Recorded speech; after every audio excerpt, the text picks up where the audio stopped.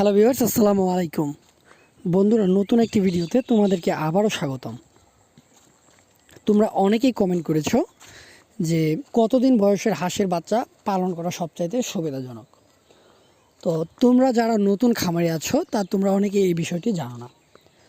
তো তোমাদেরকে আগে একটি কথা বলে দেই, তোমরা যারা নতুন খামারি অবশ্যই তোমরা তুষু হারিকেন পদ্ধতিতে উৎপাদিত হাঁসের বাচ্চা ক্রয় করবে। আমার কাছ থেকে হাঁসের বাচ্চা নিতে হবে তেমন কোনো কথা নেই। তোমরা যে কোনো জায়গা থেকে ক্রয় করো, অবশ্যই তুষু হারিকেন পদ্ধতিতে উৎপাদিত হাঁসের বাচ্চা তোমরা ক্রয় করবে। আর দ্বিতীয়ত কথা হলো, তোমরা চেষ্টা করবে যাতে 1 দিন বা 2 দিন বয়সের হাঁসের বাচ্চাটা ক্রয় করতে পারো। কারণ যে বাচ্চাটার বয়স 2 থেকে 3 দিন হয়ে যায়, সে বাচ্চাগুলো অনেক শুকিয়ে যায়। কারণ তোমরা বাচ্চা কেনার পরে যেরকম যত্ন করবে, খাবার দিবে, ওইভাবে কিন্তু হ্যাচারিতে যারা বাচ্চা উৎপাদন করে তারা কিন্তু ওইভাবে বাচ্চাগুলোকে যত্ন করার সময় পায় না বা খাবার দিতে পারে না, যার কারণে বাচ্চার পা শুকিয়ে যায়।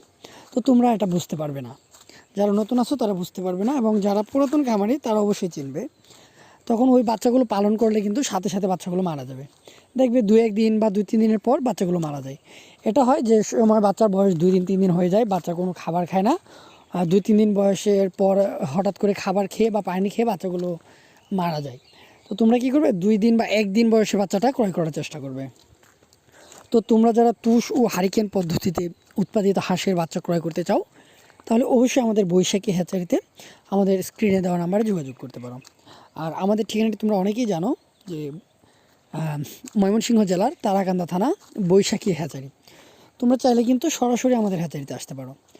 আর তোমরা সরাসরি এসে আমাদের হ্যাচারিতে ভিজিট করতে পারো, আমরা কীভাবে হাঁসের বাচ্চা উৎপাদন করি এবং কীভাবে বিক্রয় করি। তো বন্ধুরা, আজকের ভিডিওটি এ পর্যন্তই।